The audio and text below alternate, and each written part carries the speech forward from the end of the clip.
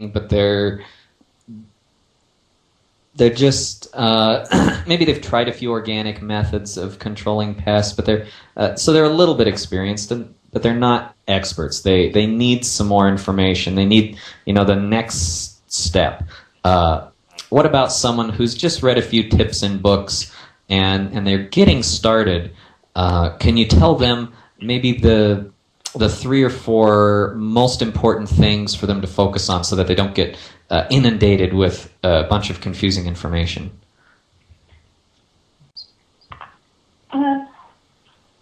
Well, probably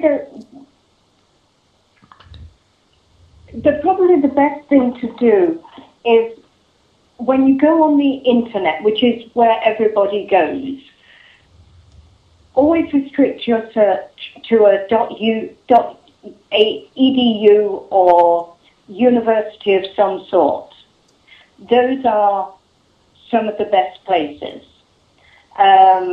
Another round would be to look at something like Rodale, who have been doing organic gardening 50, 60 years and probably never got into chemicals in the first place.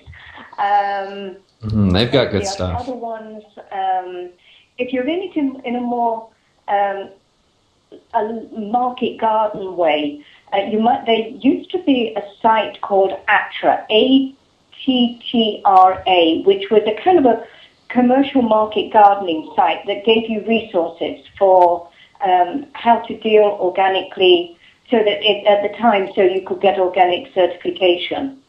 So that was a great site. I'm not sure if it's still around, and I can't go back and check, but it was called the ATTRA site, and it was just a compendium of lots of different places.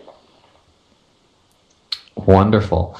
And if I might interject, one of my resources here as well, there's a site called gardenweb.com, and I usually go there when I have something that I just can't seem to find anywhere else.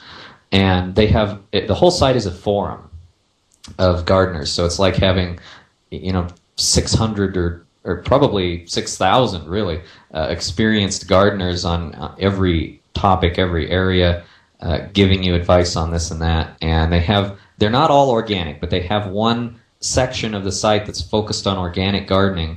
And if you go there, it's like having a bunch of friends who are experienced organic gardeners, and you can get some good stuff there too. What about people who are experienced organic gardeners, but maybe they want to take the next step?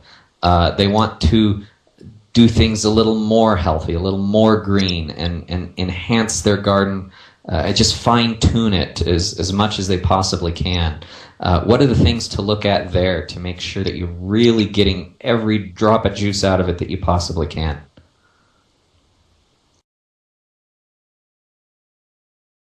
Well, I think when you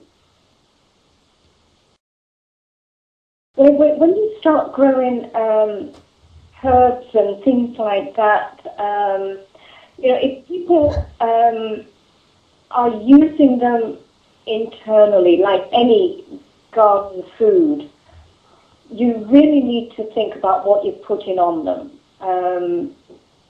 Particularly if you're using herbs for, whether it be depression or as an antibiotic or anything that you want because your system is compromised, the last thing that you want to do is start putting more chemicals into your body.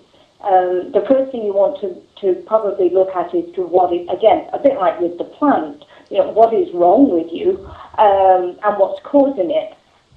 But that you don't want to go adding more problems in there by adding chemicals into your body that your body doesn't need.